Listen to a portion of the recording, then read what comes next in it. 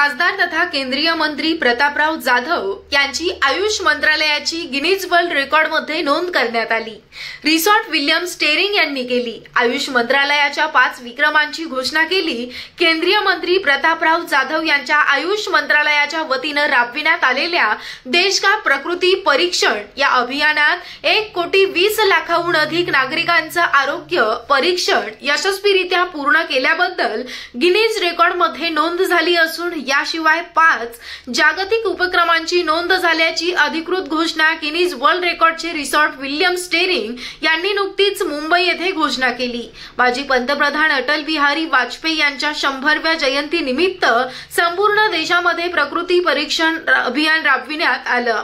1 महिन्याच्या कालावधीत 1 कोटी नागरिकांची प्रकृती परीक्षण करण्याचा निर्धार होता, परंतु या कालावधीत 1,29,00,000वर नागरिकांचे प्रकृती परीक्षण यशस्वी करण्यात आलं।